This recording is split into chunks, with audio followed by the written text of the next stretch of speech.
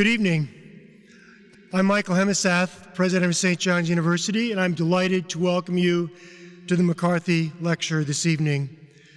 I want to note, as I did last time I was up here, that if you look behind you, there's purple on the wall. And usually we would think that's sort of ecclesiastical purple or something like that, but that's purple to be ecumenical to our friends down in St. Paul who are feeling a little sad tonight. So, to all that...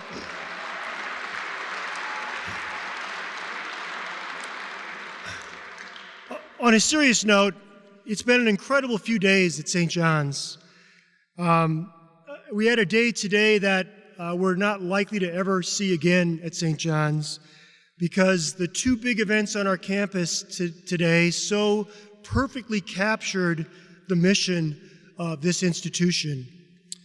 This morning, we honored John Gallardi, who coached at this institution for 60 years, and his work with his student athletes captured perfectly the importance of learning outside the classroom that is an essential part of a St. John's education.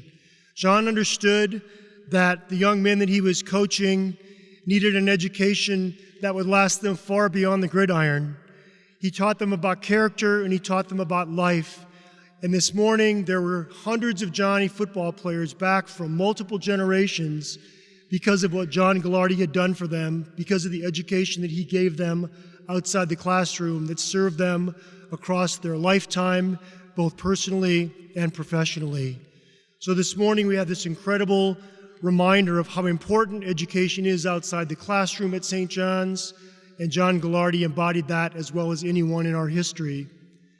This evening, we have an alum returning who's been somewhat successful, maybe a little bit in the outside world, and we're revisiting his experiences here as an undergraduate to some extent with his mentor. His mentor, Ken Jones, is going to talk to Denis McDonough tonight about his life beyond St. John's and how important St. John's was to him. But it's a reminder of the academic work that goes on at this place that is so central to what we do. Denis and Ken represent a mentor and mentee relationship that is very much like that almost every Johnny and Benny gets to experience when they go to school at these institutions, and it's deeply tied to our academic mission, which has been so powerful for 160 plus years. And finally, both of these events are taking place in this beautiful Marceau Breuer Church, built by the far-seeing monks over 50 years ago at a time in which no one envisioned what was going to happen to the changes in the Catholic Church, but the monks knew that they were going to have some role in those changes, and they built the church to match those changes. So we have this incredible opportunity to celebrate learning in and outside the classroom in this beautiful Catholic church, which is a testimony to the Benedictine and Catholic history of this institution. So thank you for being here at this incredible place. I look forward to spending the evening learning from our speakers tonight about their experiences and being appreciative of the many incredible things that take place at this university. So with no further ado, let me introduce Matt Lindstrom, the Ed Henry Professor of Political Science and the Director of the McCarthy Center. Thanks, Matt.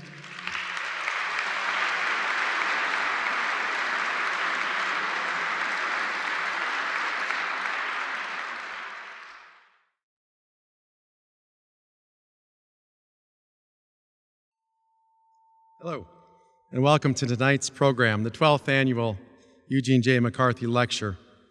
Thank you all for being here, and what a great crowd. This lecture carries the theme, Conscience and Courage in Public Life. Like Senator Eugene McCarthy's lifelong efforts to challenge the status quo and improve the lives of those around him, Mr. McDonough's work at the highest levels of Congress and the White House consistently demonstrated a zealous pursuit of the common good. And despite his intense schedules he's had over the last great number of years, he regularly met with student groups that I would take out to Washington, D.C. through our summer internship program.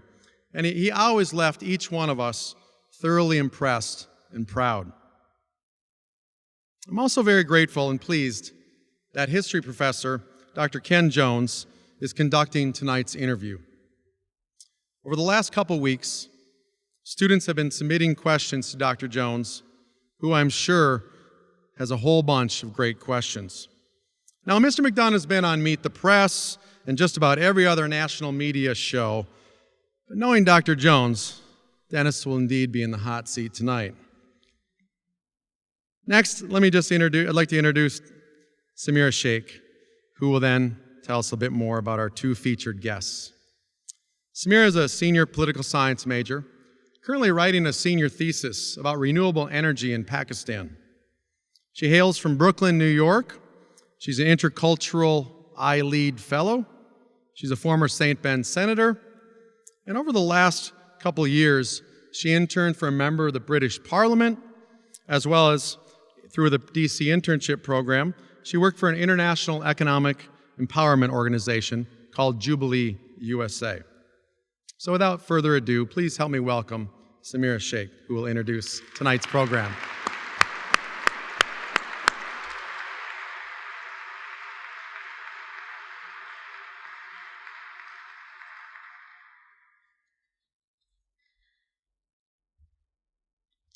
Hello. I am pleased to be with you tonight to introduce Mr. Denis McDonough and Dr. Ken Jones. I know that the College of St. Benedict's and St. John's University holds a special place in Mr. McDonough's heart. As we will discover, Dr. Ken Jones, professor of history, helped mentor Denis during his undergraduate days. Like he does with so many other students, Professor Jones made a lifelong impact on Denis. Let it be known, however, that Dr. Jones' book, The Loaf That Became the Legend, is not about Denis. It's about St. John's bread. Professor Ken Jones has left a lasting impression on Denis, so we are thrilled Dr. Jones is here to dialogue with Mr. McDonough. Mr. Denis McDonough is an inspiration for me and many other students and graduates of St. Ben's and St. John's. His leadership and public service has impacted millions of lives around the world. He graduated in 1992 with a bachelor's degree in history and Spanish from St. John's University. In 1996, he earned a Master of Science in Foreign Service, International Relations and Affairs from Georgetown University. From his early days working in Latin America to Germany and back to Washington, D.C., Mr. McDonough experienced a wide range of public service. Most recently, he served the country as a Deputy National Security Advisor and White House Chief of Staff for President Barack Obama. In fact, he was the longest-serving Chief of Staff for President Obama. Over the last 8 years of the Obama administration, even though Mr. McDonough was busy managing the White House and sorting out all kinds of complex issues, he consistently showed his Benedictine hospitality and welcomed student groups from St. Ben's and St. John's to meet with him in the West Wing. Possibly one of his most admirable qualities in today's intense political climate is Denis's ability to think critically and forge bipartisan smart policy solutions. In this regard, Denis is a senior principal of the Markle Foundation, working to advance the transition of technology and automation to opportunities that create the policy and technology architecture that will enable improvements in healthcare, national security, and access to the internet. As a student coordinator of the McCarthy Center, and on behalf of the larger CSB-SJU community, we are grateful Denis McDonough is here with us tonight. Denis, we hope to hear some good stories about some amazing adventures. So without further delay, I introduce you, Mr. Denis McDonough, and his favorite professor, Dr. Ken Jones. Thank you.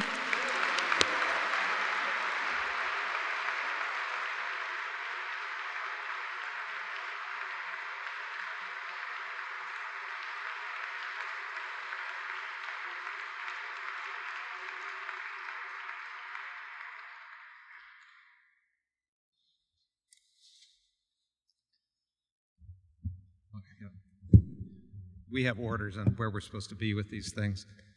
It's a lot more comfortable doing this in my office. I'm not ready to conclude that.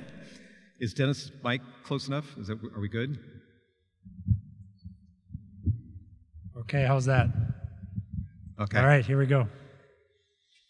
Dennis, given that a few hours ago some of us were in this same space to celebrate John Ghilardi's life, I thought I'd start there. Many of John's players talk fondly about not just the experience on the football field, but what he did for them in terms of shaping their lives. And I was wondering if you'd start by talking a little bit about how John shaped you, the influence he had on you.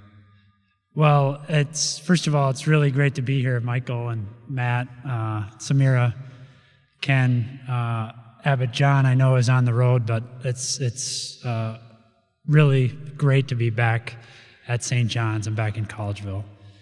And obviously, John's been on my mind a lot the last 8 or 10 days, but he's always on my mind this time of year because I have a recurring dream every August where I'm actually able to suit back up and run out onto the field. Except when I get on the field, I don't have my cleats or I can't find my helmet or some other thing that I'm sure shows you what a weirdo I am. But inevitably this time of year, I think of John. And for a lot of us, St. John's means a lot of different things, but one constant for thousands and thousands of players is him. And I've often said throughout the course of my career that 3 things in particular stand out about John. One is the way he empowered his players, and he did that in simple things, including by calling you by your first name and encouraging you, in fact, requiring you to call him by his first name. It had a leveling impact that was very empowering. Second, his demand that you treat everyone with respect. He called it, as many of us parents do, the golden rule. The last thing I'll say about John Ghilardi is he had to perform every Saturday for 60 years here at St. John's. And so he had a very high threshold for execution and performance. It was not clouded by ideology, was not clouded by grievance. He just had to perform. And he knew how to get his teams to perform. And that's an unusual skill. He did it extraordinarily well. And it was a real blessing to be able to work with him. That's for sure. What other influences did that young man in 1992 carry away from this place in terms of family, in terms of institution, in terms of Benedictines? Yeah. Well, I'd say 2, and I'm going to add one that I hadn't been thinking of until just now, and then I'll add one that I've been thinking about a lot. One is the incredible sense of community here, and I think we just saw it now, which is an aggregation of skill and capacity and concern and care that flows really from the monks. And I've been struck as I've been thinking about the monastery going back to last year's commencement address that the irony in this monastery is that it was a monastic experience set up for monks kind of to separate themselves from the world, but it's an institution that's very much of the world and that is very much training young men to go into the world.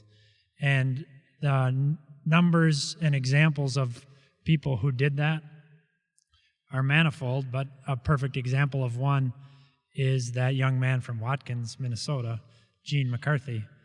And he's but one of dozens and dozens of examples. And again, we just saw it here tonight, so that sense of community and looking out for one another. But the second is the rule of Benedict, the portion of which is just right out here outside the Great Hall, which is the rule on hospitality. And particularly in light of some of the debates that we've been having nationally, the idea that we're duty-bound to accept everyone as if he's Christ and to treat him as such is a hugely important challenge that in the main this country has lived up to for 240 some years. There's been times when we've not lived up to it well, but there's always been a huge push to do that.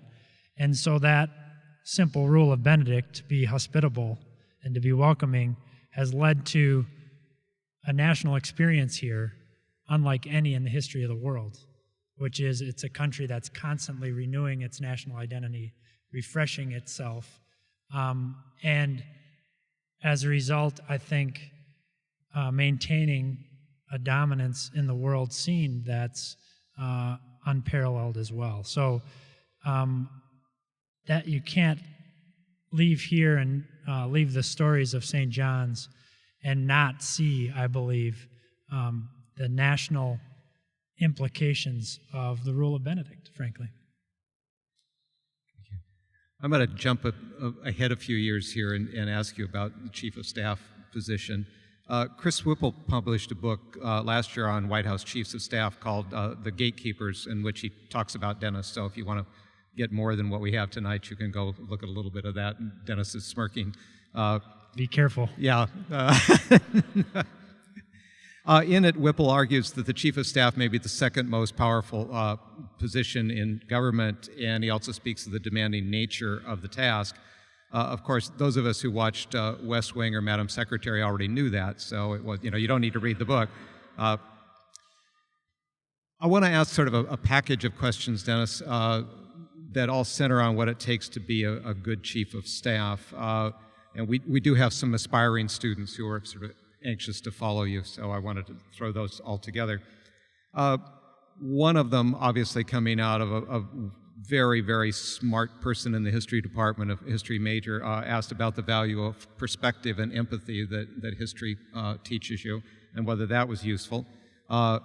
And other people asked about the value of liberal arts in general, helping you shape your thinking or your approach as Chief of Staff. So I'll let you run with that. So thanks, Ken. I think it's a great question. I just want to get two premises out there first. One is the author interviewed a bunch of chiefs of staff about how hard and how important their job was. And surprisingly, they all came up with a conclusion that it was really hard and is really important.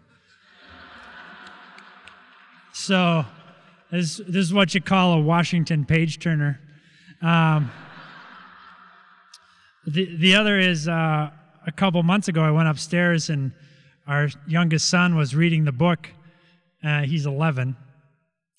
And I got a little nervous. I said, "Oh, Bud, what are you doing there?" He says, "Dad, you swear a lot in this book." So I get nervous about this book. Look, I believe the being able to go into the White House every day was a huge blessing. And when you think about the building itself, 43 of the 44 presidents lived there. One, the first, never lived there, but he negotiated the purchase of the South Lawn from the plantation owner who owned the South Lawn until they began to break ground on the White House. And then Harry Truman didn't live there long because the building had been so badly put together after the fire in 1813, which forced the Madisons out of the building too, that the bathtub that he was bathing in one night almost fell through the ceiling, so he had to move out for a little bit. But the point is, that building has seen every crisis save a couple that the country's been through. And I always thought that that was a lesson in modesty and humility, which is to say that the lessons learned by presidents over time and the processes and procedures established over time should be respected, because as hard as any individual experience or crisis might seem, and there were some scary ones, the fact is that the country has seen things as hard, if not well harder. And so I think that perspective and an empathetic treatment of how former presidents and former White House staffs and former cabinets have handled problems is good training. But not only empathy, but also humility and modesty, and recognizing that President Obama was one of, at that time, 44 who had lived there, which means that there are going to be many more after. And so you have to also take great care in the decisions you're making, because you want to pass on this national experiment. And being a chief of staff in a second term, and a second term with a transition to a new president, made that question particularly poignant. And particularly poignant given the tumult around the transition in 2016. So, some time contemplating what the country's been through, and some humility and respect for how the institutions have developed over time to get through that is pretty important. And not surprisingly, that's lost when you, as I say, sit down with a bunch of people to encourage them to tell you how important they are and how difficult their job is. What did you learn once you got in the position that you hadn't really expected before? Well, one thing I learned is I was early, like in the first couple of weeks, I got a call around lunchtime. And it was from the president's personal assistant. She said the president wanted to see me, and he was in the personal dining room, and I thought, oh, that's great. So I checked his schedule, and indeed, his lunch coincided with the time of the call. The fact that he wanted to see me in the personal dining room was also another good sign. Moreover, there's no guest on the agenda for that day, so he's quite obviously inviting me to lunch. And I think, well, this is great. Chief of staff, no Navy bean soup for me, leftovers today. I'm going big time, baby.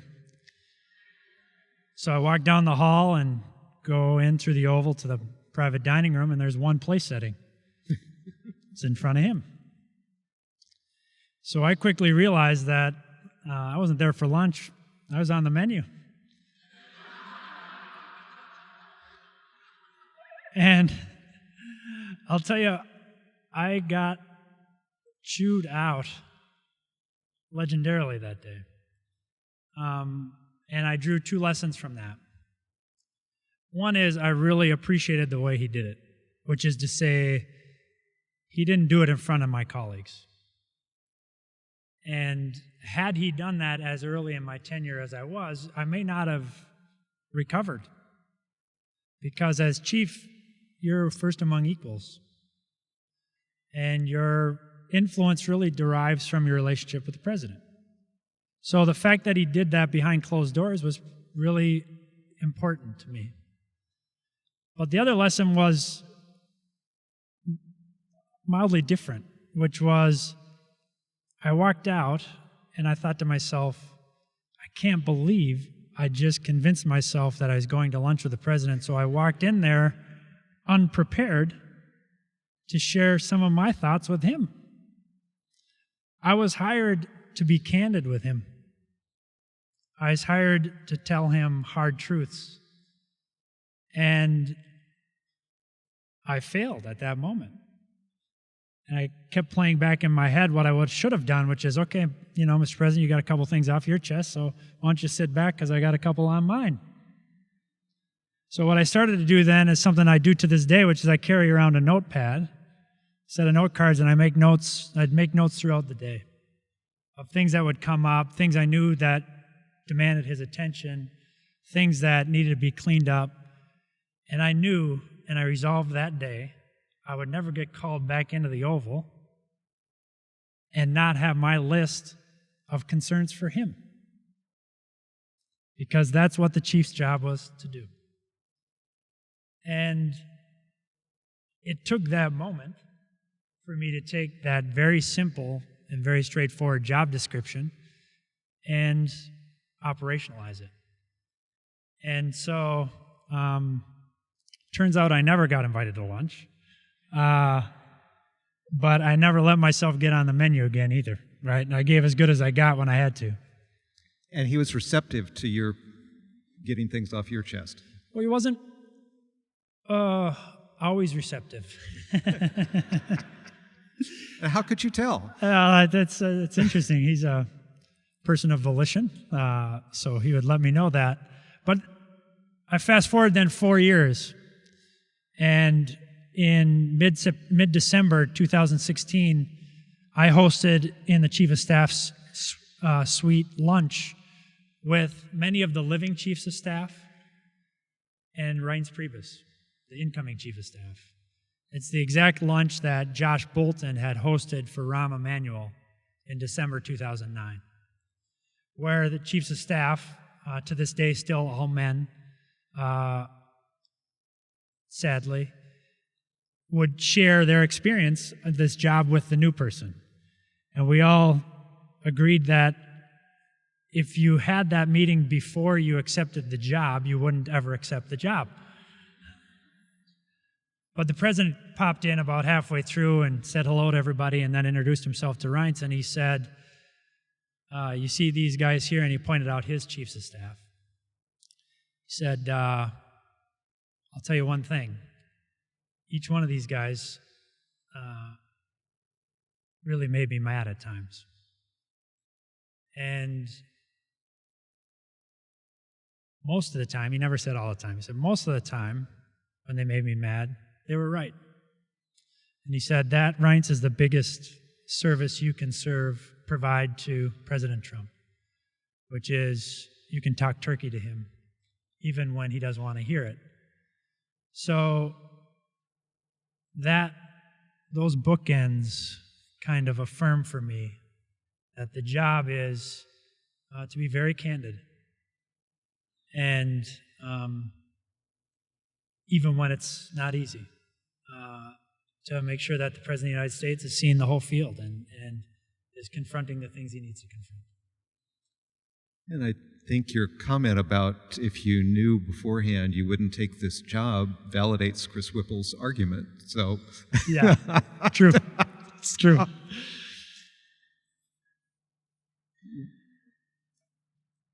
Aside from trying to tell the president that he was wrong, are there other things in the job that you found particularly difficult? The volume and the speed is very difficult. When I first got the job, I called all the living chiefs of staff and I asked for their advice. And one person whom I always called was always extraordinarily helpful and candid, frank, and discreet. And that's Jim Baker, who was chief of staff for both President Reagan and President Bush the father, as well as Secretary of State and Secretary of the Treasury. There's not a more experienced and more admired public hand. And he said to me, Dennis, the most important thing I did every day is at the end of the day, I'd call the network news anchors and just let them know what was on our mind. And then on Friday afternoons, I'd call the Sunday show hosts and just tell them what we were up to. And then I'd go home. And I thought, and I said, well, Mr. Secretary, that's very quaint. But that's not how the news cycle works anymore. If I called somebody with news at 5 o'clock in the afternoon and then watched the nightly news, I could count on 2 or 3 or 4 more news cycles before the newspapers are printed in the morning. And that was the hard thing. The speed with which news is made and the places where news is made. And so you're almost at, unless you're very, very good at keeping secrets, you're at the mercy of the news cycle, because news gets made not in the newspapers and not on the nightly news now. Gets made on Twitter, on cable news. In fact, the major newspapers break stories around 6 or 7 o'clock at night so it can get covered on the cable news at night. And that was very difficult.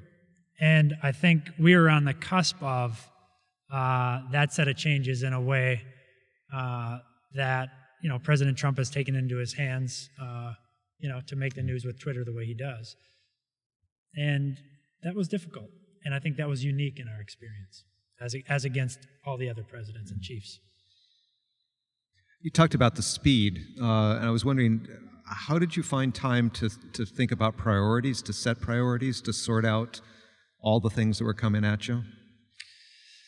Yeah, so I want to just harken back to one thing, because it dawns on me when you asked me this question, that the role of liberal arts and the training here at St. John's in the role, and that I think, especially in an economy that's more and more automated, in an economy that's more and more infused with deployed artificial intelligence, the ability to discern, to prioritize, and to collate information that you learn as a liberal arts major or a liberal arts student, as we do here at St. John's, is absolutely pivotal. And that's increasingly the view, not just of small college presidents and professors, although it is that.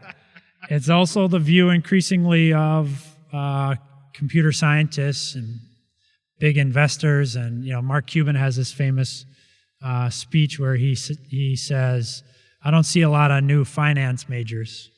I see a lot of new liberal arts majors being exactly what companies need in this digital age." So that skill and the training that you get here, working with guys like you, Ken, becomes really important to prioritize and to collate. And then the second thing is, I think there's a reason that there's the rule to work and pray from Benedict. Because the pray part of that is to separate yourself from the crush of the day-to-day and to remind yourself of what's important. And a good manager will do that. And if you don't make the time to do that, then you'll be overwhelmed by the day-to-day. And then you won't be good service to the president, and you won't be good service to your colleagues in the cabinet or in the White House staff. And so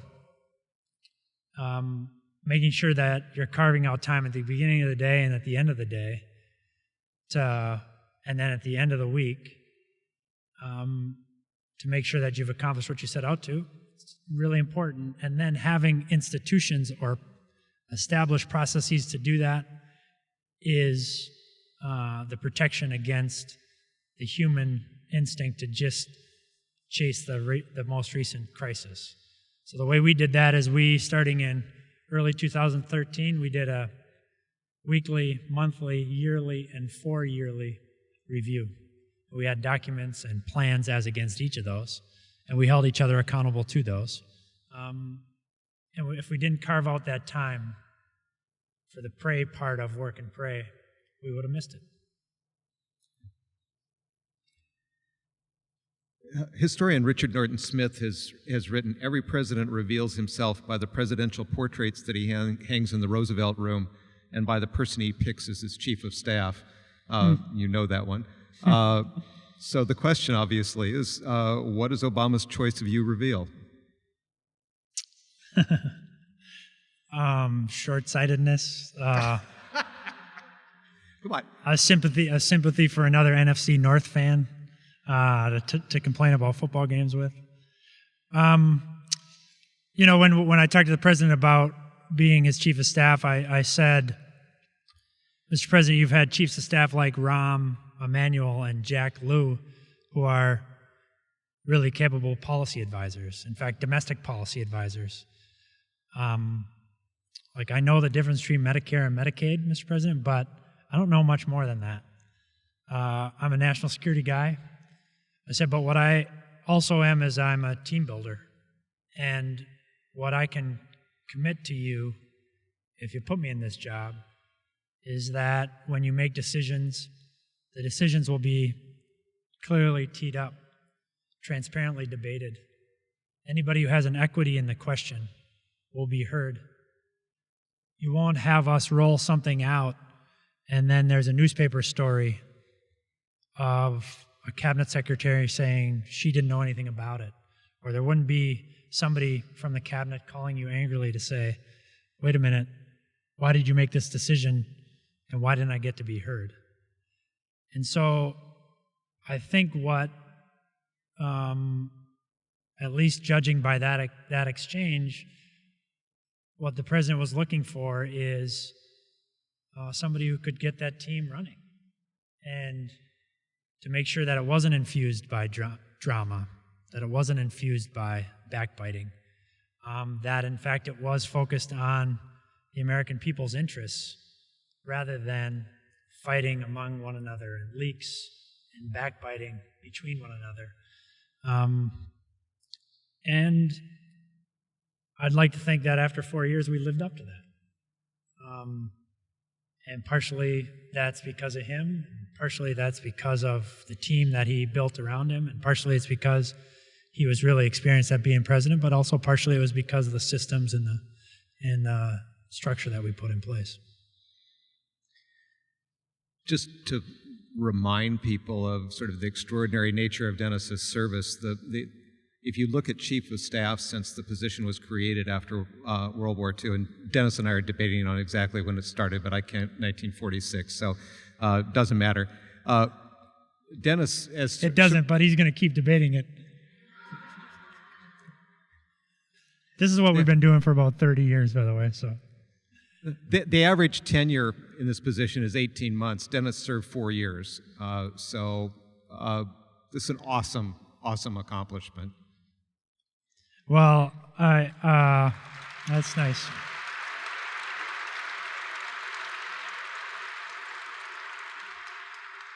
You're nice to say that. You're very nice to say that, Ken. I got to tell you, in October 2013, so about 10 months into my tenure, I thought I was basically going to bring down the average as I walked down the hallway to tell President Obama that healthcare.gov, which was, you might remember, and I surely will never forget, supposed to be rolled out on October 1, 2013. And it was rolled out in a manner of speaking. And I walked down the hall to explain to him that we had pretty fundamentally fumbled the rollout of a major presidential priority. And I remember sometimes that distance from the Chief of Staff's office to the Oval Office could seem very long. And when you wanted to bring good news, it seemed particularly long, and somehow good news always beat me to the Oval Office. You know, I'd come down to report, good jobs numbers or something like that, and he'd say, oh yeah, I just heard that from, so-and-so, or, But bad news kind of moved a little more slowly, so I was always able to be the one to freshly deliver that news, which I really appreciated. And to be honest, I think that was a good lesson from the president too, which is he might have fired me. But he also knew he wanted it fixed and fixed fast. And he put the hook square on me to get it done. And I appreciate his decision. But, you serve at the pleasure there. And, you never know from day to day whether you're going to be the person to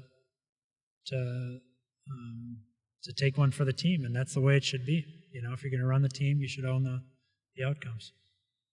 It's a John Gallardi rule. You get your shot, but that's the thing. There's 180 guys on the team. You don't get to screw up twice, right? Because somebody else who's just as good, if not better, is going to come along. And, I saw that, I was reminded of that yesterday and this morning when I saw all these guys I played with and learned from, and all these guys I feared were going to take my job. But that's a life lesson, which is if you get your shot, or if you get your shot to fix something, don't fumble it. The goal of the McCarthy Lecture Series, or in this case interview, I guess, not lecture, but is to celebrate conscience and courage in public life. And for those of us who remember Gene McCarthy, conscience and courage in public life conjures up images of a man who thought that our foreign policy, especially the war in Vietnam, was so off course that he challenged the sitting president of his own party in the primaries of 1968. He did contribute to Lyndon Johnson's decision to drop out of the presidential race, but McCarthy lost the nomination and ultimately would become essentially an isolated outsider. And what I'd like you to think about, Denis, is the value of conscience and courage in the sense of standing against the conventional wisdom with the risk of being outside systems of power versus those who compromise sufficiently to stay inside and work for change from there. Yeah, this is a lifelong challenge or a system-long challenge for us in this country. And I have to say, just watching the news in the last day, I'm reminded of Secretary Jim Mattis, whom I worked closely with when he was General Jim Mattis, who is serving as Secretary of Defense in a very challenging time, and doing it even while being publicly criticized by his boss, the president, yesterday on 60 Minutes. And so sometimes the decision to stay in the system is as selfless and as difficult a choice as a decision to get outside the system, to run against the system. So I think we see these examples every day in all of our institutions. And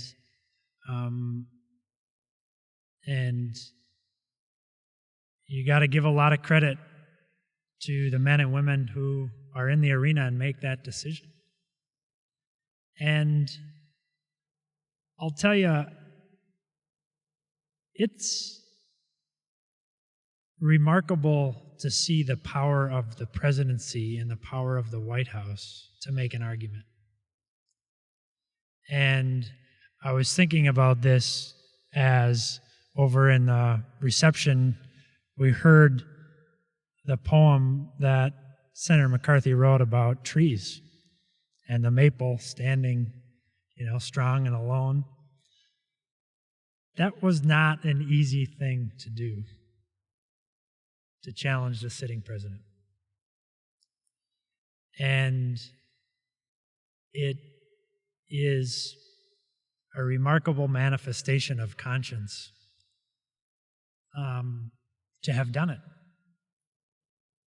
Because the costs when all of your friends, all of your acquaintances, everybody you go to work with every day is abandoning you or criticizing you, it's a remarkable thing. And so it's right to frame the McCarthy series as a series about conscience, because this is a person who, in the name of conscience, took on a lot. And as admired as he is now, that wasn't the case in 1967, 1968. That's for sure. His colleagues certainly thought he was crazy. Yeah, and it's not just that they thought he was crazy and, They were actively working to undermine him and actively working to ridicule him. And more power to him. We talked in class today about, keeping score and who wins and who loses. And I think a little bit too much right now, we're not actually engaged in a real game. We're engaged in a scrimmage where the Democrats just talk to themselves and the Republicans just talk to themselves and actually don't engage each other in a real debate. And it's time to get back into some games where there's some scorekeeping and good ideas and analysis and transparency and data are actually racked up. And maybe in 3-4 weeks we'll get that in the midterms. Okay, aside from 3 to 4 weeks from now, how do we get there when there is no data that is acceptable? We can't agree on facts. Well, you can choose to, can't beat them, join them, and there's a group of, for example, Democrats who would argue that. Or you can conclude, as I have, which is that the things that have made us strong as a democracy over time are the things that we need more of now. Transparency, data-based, science-based, experience-based policies and debate. And I think the party that offers more of that will ultimately be the party that helps us get out of the cul-de-sac we're in. And I believe that both because that's what's worked over the course of our history, but I also believe it because the alternative is not something I want to be part of. I don't want to debate. I don't want to make up my side of the debate to try to confront the other side. I want to debate based on all the things that we learned here. A commitment to books and learning and facts and decency and openness. It's a lovely sentiment, and I'm going to leave it there.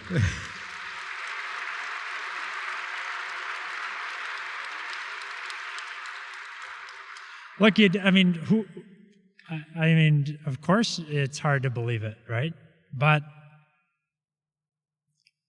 we've got 240 years of history to prove it. And as I said, the alternative is just no fun, right? And I'm sorry, the historian is just quivering here. I mean, we talk about 240 years of this, and we forget that we fought a civil war in the middle of that because we couldn't get past these things. And since it is the anniversary of 1968 right now, and I teach recent U.S. history, I'm going around doing a lot of things talking about, comparing now to 1968. And I would argue that it was even uglier there, but maybe the chances of getting out of this one are worse in some ways, but we can do that. It's just, I guess all I'm trying to say is that we've been through things and come out of them before. I'm not a forward-looking person, I'm a backward-looking person. That's why I'm a historian. I'm not seeing the way out of this one right now, but just to remind you, we've been through it before. Well, yeah, look, I think that's right, Ken, and I think that, we talked a little bit about this last night at dinner, which is that, 1968 was an amazing time here, an amazing time in Europe, and you were witnessing both at the time. But part of what gives me great hope is it's not as bad as 1968. And 1968 wasn't as bad as 1861. And, the nice thing about Hamilton right now is that we're reminded that, Aaron Burr shot and killed Alexander Hamilton, and at least that's not happening. Yep. And so I think that at a moment when the debate is not a debate but a cacophony, the answer is not more yelling and screaming. The answer is more highly reasoned, aggressively proven experiential policies that got us to where we are. A classic example is what I talked to students today about. This exciting project, Extending the Link, I think it's called, where students are doing a documentary this year on refugees in the United States and Germany. And we're reminded that this monastery was founded by 4 German monks who walked from St. Vincent's here to service German Catholics who lived in this area, who weren't particularly welcomed at the time. So we have a history in this country of new arrivals facing, whether they're Germans here, Irish in St. Paul, Croats in the Iron Range, Norwegians in western Minnesota, Somalis in St. Paul, Minneapolis, Syrians. This is the constant renewal that comes to this country. And that will continue to be the case. And that gives me great hope. I refuse to accept that the best days of America are behind us. It's just not, it's not consistent with the history we've lived, and it's not consistent with the experiment we've been conducting. Fair enough. Let me push you another question here. In 1992, you wrote your senior thesis with me on the lynchings of 3 African Americans in Duluth in 1920. And when you did that project, I tried to remind you and the other students that a historian's task is to weigh all the evidence that you can find and then tell the story as carefully as you possibly could. If the work's well done, the result will not be a simple story. It will examine complicated and sometimes contradictory motives, and how the particular moment in time affects both the ability to achieve the desired goals and the vision of what should be done. In short, history well done reflects human nature in all its complicated fullness. So if you were to write a history of the Obama administration at this point, balanced but critical, and you have the advantage of hindsight, barely, what would it be like? What would it look like? What main themes would you have? Any specific areas, specific incidents that you'd like to focus on? Yeah, I mean, I think I'd make it autobiographical. I think it'd be one man's lonely quest to return America to greatness. A view from the Chief of Staff's office.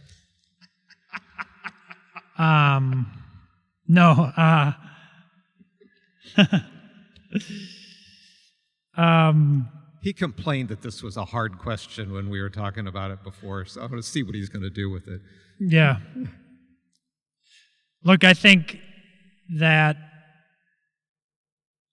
I remember sitting and talking to the president one day, and he was talking about the PDB, Presidential Daily Brief, which is the first document he gets every morning. And, you know, it's an intelligence-based document with, you know, updates of what's happening in an ongoing situation, warnings about what might happen somewhere around the world. And I remember him saying one morning in early 2009, after he finished the PDB, he said, "That's the second scariest meeting I'm going to have today. The scariest meeting I'm going to have today is the meeting I'm about to start, which was the Economic Daily Brief, which was a meeting with the Secretary of Treasury, the National Economic Council Director, the chairwoman of the Council of Economic Advisors." And you recall that we're still very early in the economic crisis. And during the course of 2009 and 2010, we were worried not only about slipping into the Depression because of a variety of economic developments here at home, we were worried about a debt crisis in Europe. And I think any fair look at the historical record, and I think there's been some interesting stuff in the last 2 months from Tim Geithner, Hank Paulson, and Ben Bernanke, looking back at the Lehman Brothers incident, about whether the interventions in and around Lehman Brothers and afterwards actually exacerbated the inequality crisis that we have in the country today. I take a little bit different look at that, which is to say, I think a fair question is, were we so overwhelmed and focused on the economic crisis and the reaction to that as people were losing mortgages and as people's pensions as well as jobs were going away, that we missed a bigger economic question, i.e. Inequality? And did we miss a bigger economic question as it relates to China and what was happening in our relationship with China going back to the Bush administration and the Clinton administration? And I think that's a fair question. Namely, did we let the urgent, even the very urgent, crowd out big structural challenges that perhaps had we handled that period differently, we might have addressed? And I think in broad measure, so you say it ends up with a kind of a picture that reflects what are the words you use? The human condition. Yeah. The positive is we didn't go into the Great Depression. We returned to 87 months straight of job growth. We got the economy back to, very solid 2.5% growth. That's a good news story. There's no question about it, especially when you consider some of the scenarios that were painted in that economic daily brief. But the question is, was there a bigger fix in there somehow? I think that's a fair question for historians to ask. But I stand by what we did. Can I shift you to foreign policy on that, yes. since it's your field? Yes, that one we got all right, so everything is good there. Isn't it? So, which one do you want to go for?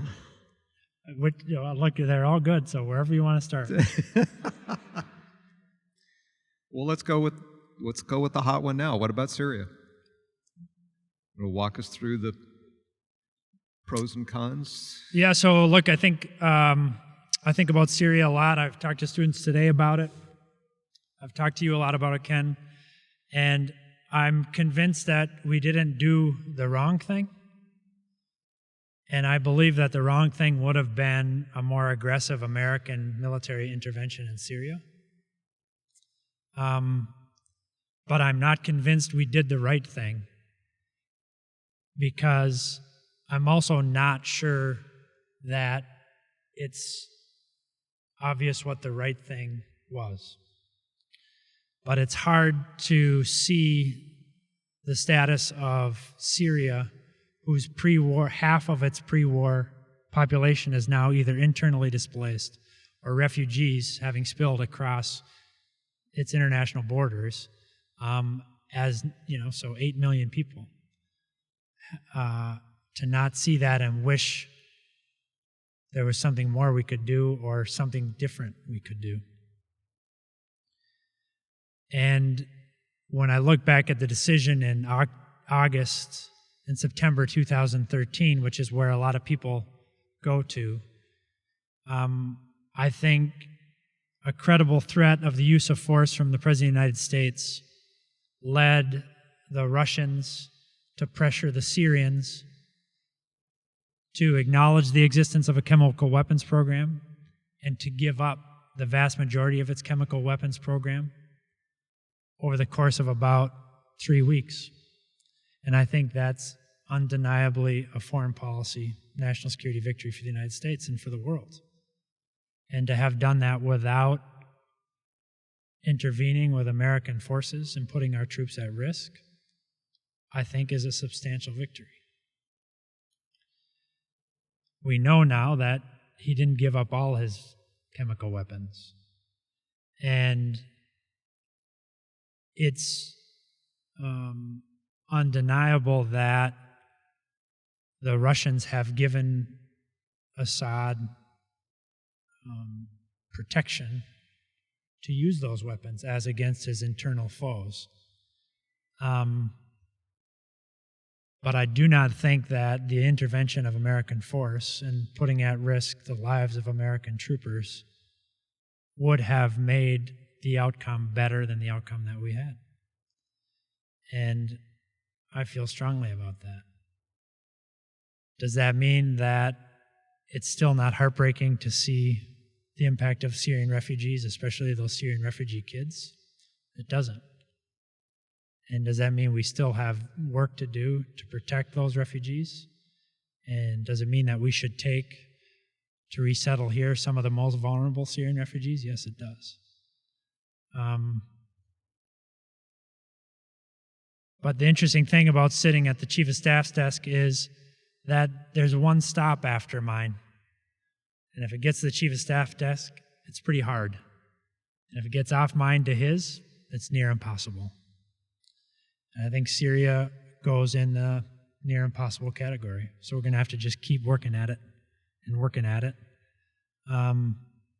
and get more and more of the problem taken care of. Denis, I'm not sure I want to go to Rumsfeld's known unknowns and unknown unknowns, but how much of the issue at that point was simply an inability to foresee what we have now? I mean, were people sitting there saying, if we don't do this, we're going to have what we have now, or was it something less than that?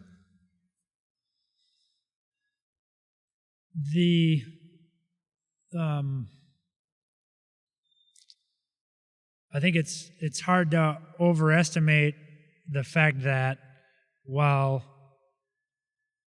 we knew they had chemical weapons, our ability to get them and to get rid of them, absent an agreed upon solution to do that is to say by force, is very sloppy and puts a lot of people at risk. And so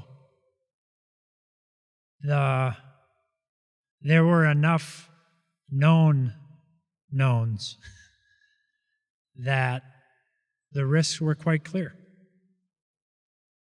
And I think it's very hard to overstate the impact of the fact that Syria is happening after Libya and after Iraq, and that the country is, in August, September 2013, very suspicious of anything that suggested that it was a military problem for the United States to solve in Syria. And it turns out that Congress proved that to us when the president asked Congress to support by voting for a Syria authorization, and they said they wouldn't do it. They decided not to do it because it was supremely unpopular in the country. And that's the impact of policymaking in a democracy. And you can't blame the country for having that view after the tumult we had and the sacrifices that our troopers and their families have made now for 17 years. And a very different climate than 2003 or 2000. Yes, very much. Yeah. There are about 14 more pages of questions I'd like to ask you here, but that may have to ask. I'm not surprised. This is your drill. You're always working over the students, pushing them harder. More. Given that our witching hour is moving along here, I wanted to move along to another area. In September of this year, you co-authored an article in the New York Times expressing support for the the Trump administration's efforts to create direct talks with the Taliban. Why do you see this as positive? I think this is positive, and I was happy to be able to support a policy being undertaken by the administration for the reason we talked about before, which is I think it's important when they do the right thing to say that they're doing the right thing. And I think it's important because and the reason I endorsed it along with one of my colleagues is because I think wars end through diplomatic processes. And we need to have a diplomatic process to end the war in Afghanistan. It's now 17 years and hundreds of billions of dollars and remarkable sacrifice by our troopers and their families. And it's time for us to bring an end to this. And the way we end wars is through diplomacy, not through more bombing. Okay, and I'm going to push. All of those conditions were present Yes. years ago. Yes. So why now? Why now is because we tried. Going back to 2011, we had a private negotiation to arrange a prisoner swap for a United States trooper named Bo Bergdahl, who was being held by the Taliban in terrible circumstances. And we arranged for a process by which Bo Bergdahl could come home, consistent with an age-old tradition in this country that we do not leave our people behind. We just don't do it. The same that it was so important when we got Osama bin Laden to send a message to the world that if you attack the United States, we will never forget, and that you will pay a price when you do it. And it may take time, but you will pay a price. It was important that we sent the message that we would not leave Bo Bergdahl behind. But the Bo Bergdahl effort was important for another reason, which is we established a channel with the Taliban where their representatives could generate a political response from the Taliban leadership, from its governing shura, as it's called. And so what I believe is that, and we did that.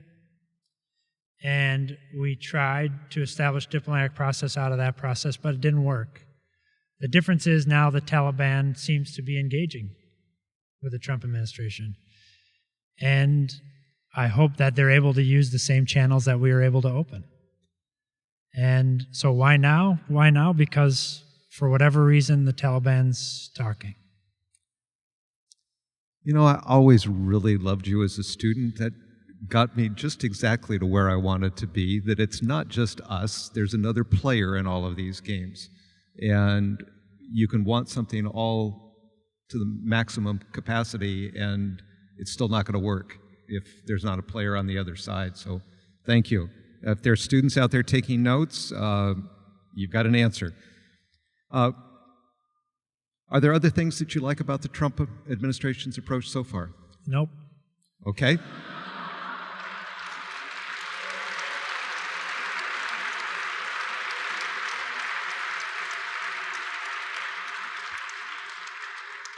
If I see one, I'll be sure to rush it to print. Thank you. Yep. Okay. Fairness dictates. Which one do you want to take on? What do you see as most dangerous, most destabilizing? I'm struck that just the coarsening of the culture that's come as a result of the president's lies and attacks is spilling outside of Washington. And I think we're at a point now where I'm sure going back years, public has come to expect some of this from Washington. So people largely turn it off. The problem is explaining that to your kids. You know, I have youngish kids, and explaining that to them and wanting them to have the kind of civil discourse that we see here or that we just saw throughout the course of the day with the McCarthy Center, that has among its staff the head of the college Republicans, the head of college Democrats, the head of an organization of a former opinion page editor who's established a exchange of views among right and left. That's unique from this president. The other thing that strikes me is his unwillingness to do it in a transparent way. I thought the interview yesterday on 60 Minutes was shamefully attacking of the journalist. I think if he has the courage of his convictions, he should have a wide open debate and interview. When the National Security Advisor gives an interview, he should give an interview not to, a sympathetic journalist, but actually to a real set of journalists. The press secretary should have the press briefing every day. The American people deserve to know what's happening inside its government. And they deserve that in honesty and transparency and not with personal attacks. And it's not just that the American people expect it, it's also that it impacts the debate in the rest of the country. So hopefully that'll change with more oversight from Congress and more aggressive questioning of the president and his team. Go back to your 3 to 4 weeks point then, yes. I ask you to be a little bit more specific about, let's take Korea, North Korea. He's in love with Kim Jong-un. Have we made any progress? Well, I think that time will tell on that, and I think their instinct to use diplomacy is admirable. He's hired a good team. The person he's hired to be the envoy in those talks is a good guy, solid Midwesterner, Republican.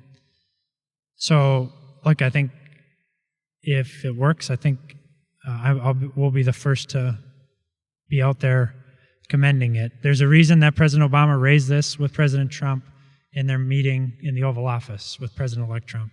It's because this is a difficult and challenging and increasingly urgent issue. And so it's hard to know exactly what they're getting because there hasn't been much transparency on it, and that is what it is. So we'll see on that. So jury's out on that. And we have been repeatedly down the road of promises and no change. Yeah, these guys have sold different commitments now over the course of the last 12 or 16 years to the Clinton administration and to the Bush administration, which is why we were willing to engage in diplomacy with them only under very specific circumstances, which they did not meet, and which is why we increased the pressure on the North Koreans rather than opened a diplomatic process with them. President Trump is now trying a different tact, and if it works, great, but I hope they're going in casting a gimlet eye at what the North Koreans are up to. We have time for one more on this one. What about China?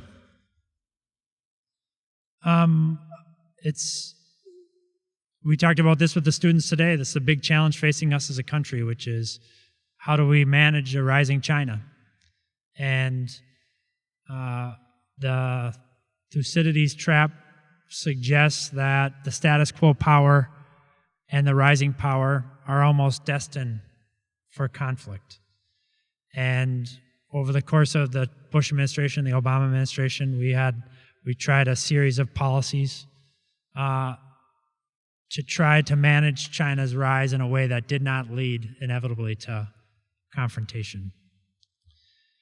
It's hard to discern exactly what the Trump administration is doing as it relates to U.S.-China relations. In fact, it looks like there's a deliberate move away from any kind of cooperation on climate change, on Ebola, on Korea, on anything, and a selection of a path of confrontation. And so we'll see what that brings.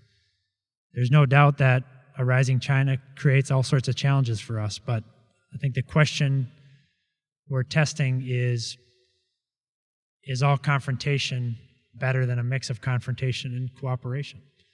Time will tell on that. Time will tell. Let's look to the future a little bit. Earlier, you talked about the Benedictine influence at St. John's. How do you see Benedict's teachings offering us guidance going forward? You want to say a little bit more about that piece?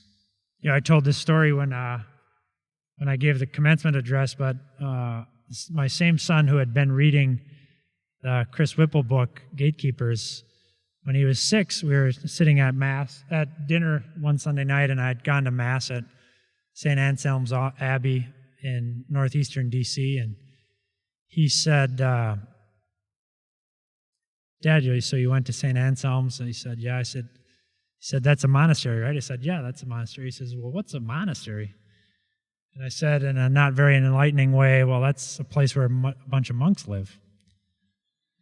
And he kind of figured that part out, but that wasn't enough for him, and he said, yeah. What's a monk? And I said, well, a monk, are a group of men who live together by a certain set of rules to, praise God and give glory to God. And, for example, the monks I know best, and the monks at St. Anselm's and St. John's are Benedictines, and they live by the rule of Benedict. And the first rule of Benedict is that you're supposed to work and pray. Those are the only things you're supposed to do, work and pray. So he looked at me and he said, Dad, are you a monk?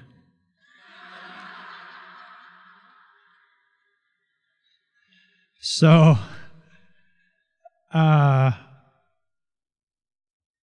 I think the work and pray thing, and I think the hospitality is really important. In 2000, my dad was still alive, and he visited my wife and me in Munich. And we went up to the Abbey at Metten in Bavaria, which is the abbey from which the monks left to go to St. Vincent's, and then from St. Vincent's to St. John's. And we went to the door, and we introduced ourselves in my pretty lame German, and they invited us in. And they invited us in for evening prayer and then for dinner. And I'll never forget that moment with my dad. And how terrific it was that these men living in that abbey welcomed us for dinner without knowing anything about us, on the testament of my broken German. And this country has done that for people, my grandparents,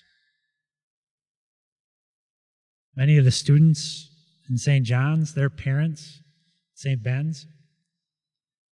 And there's not only compassion in that, but there's strength in that, and there's renewal in that. And the United States has constantly renewed itself by that regular flow of new blood. And, call that Jeffersonian or call that Benedictine, whatever you call it, I like it a lot, and I think we should keep doing it.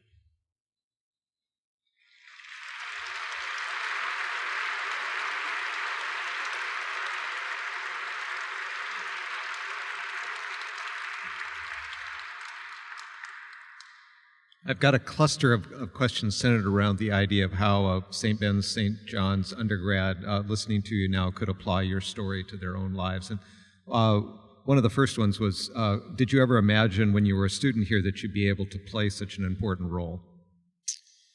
No, I never did, of course not. But one student asked me today, what motivates you? She had 2 great questions, by the way. I don't know if she's here tonight, but she had 2 great questions, and I say, again, to her, more power to her. And I said, I'll tell you what motivates me every day. It's fear. And it's fear of screwing up.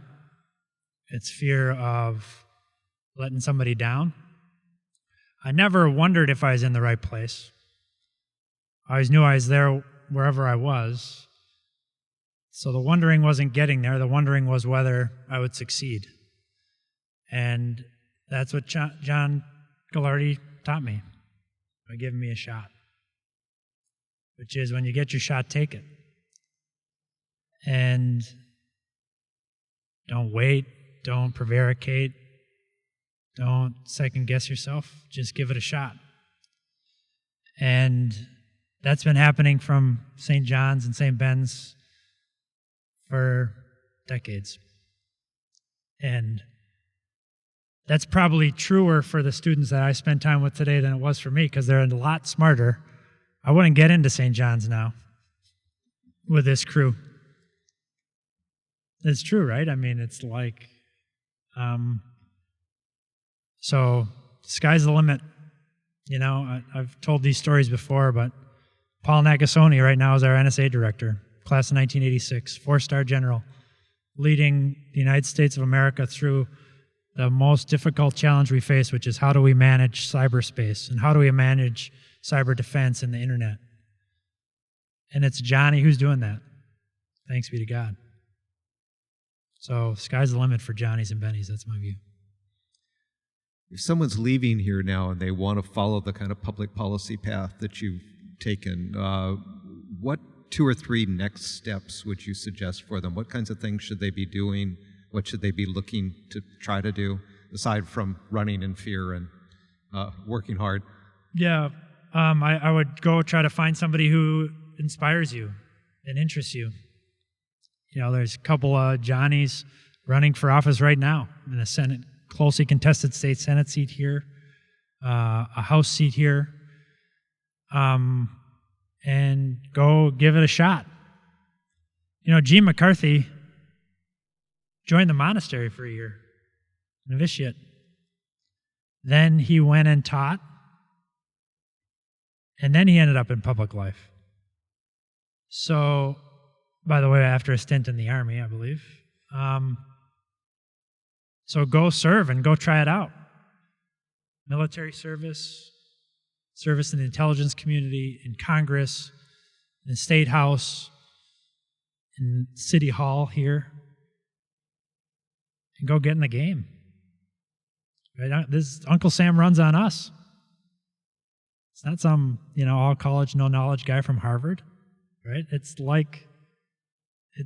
Americans, Minnesotans, Johnnies, Bennies, who go get in the game. So the most important thing is you can't play if you're not in the game. Go push yourself in the game.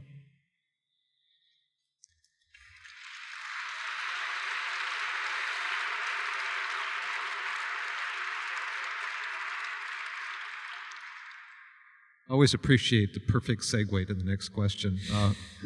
Would you consider running for office? No. My family gets a vote on this, and we live in Maryland now. I'm not going to run for office in Maryland. If I were going to run for office, it'd be in Minnesota. And my kids don't, and my family's not.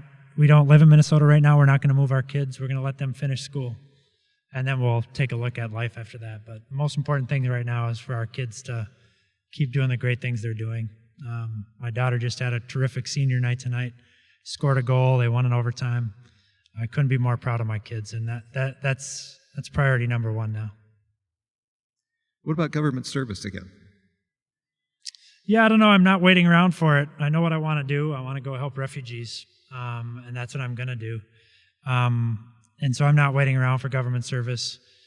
Be happy to help anybody who calls up, and I do that, and I'll be doing that over the next couple of days. But I'm not waiting for that. We'll see what happens. 2020 is a long time from now. First thing is for all you all to go vote. Absentee ballots, I gather, need to be applied for by tomorrow, or you won't get them. So if you need one and you haven't gotten it, you better get it. And in all cases, that means you students up there in the top shelf. If you haven't gotten it, if you don't need an absentee ballot, just make sure you vote. 19% of 18 to 24-year-olds voted in 2016. None of you, as I said earlier in class today, and as Mrs. Obama says, none of you are going to leave here tonight and listen to a playlist put together by your grandma. You're not here in an outfit picked out by your grandma. But right now you have a government that chances are your grandma was more likely to have voted for than you are. Because people 65 and older vote at 70% likelihood. 18 to 24-year-olds voted at 19%. 1 in 5. It's too few. So unless you're going to listen to your grandma's playlist tonight, go vote.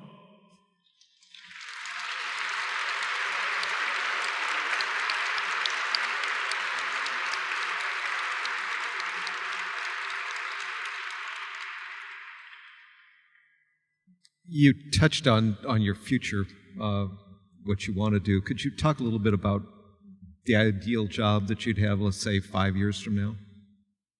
Like massive pay, minimal commitments, and no travel. So if anybody has something like that, I'm on LinkedIn. I'm like, I'm out there. No, look, I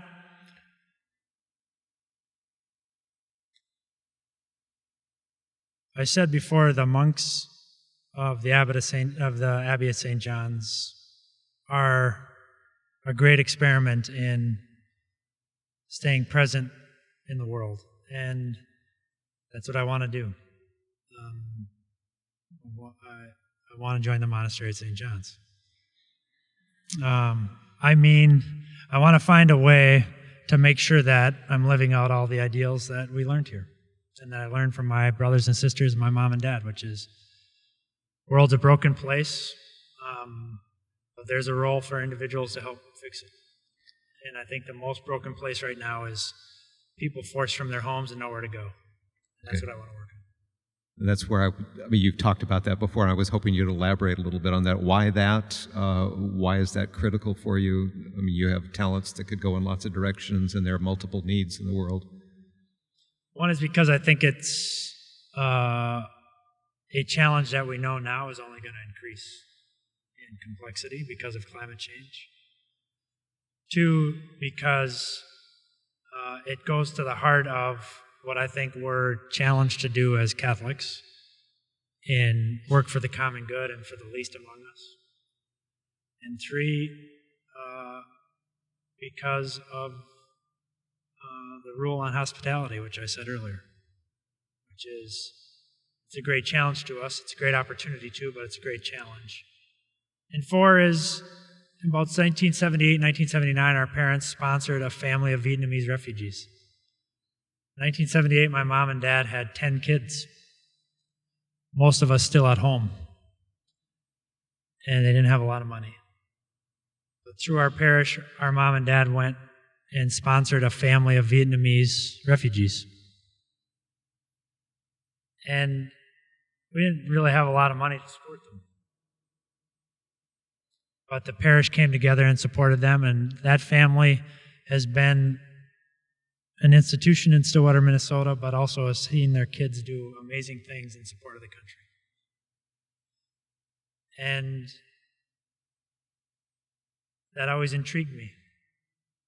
Not only because I learned what egg rolls were and that there's not actually eggs in them, but also because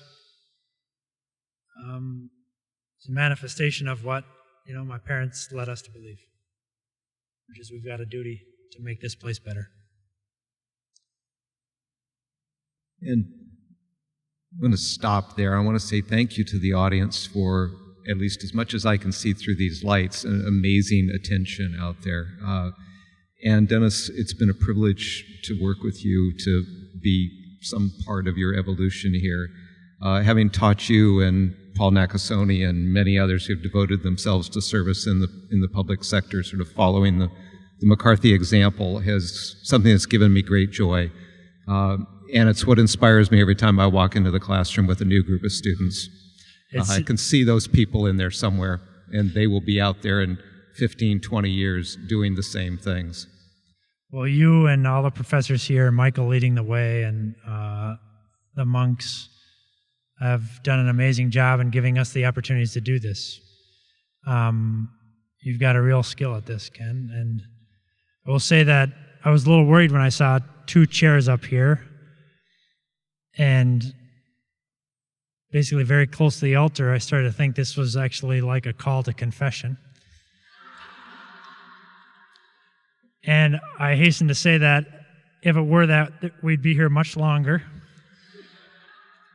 But it was much funner than that. and it's really great to be home. And I can't thank you enough for giving us this much time and for turning up and to have the opportunity to be back at just a wonderful, wonderful place. So thank you very much.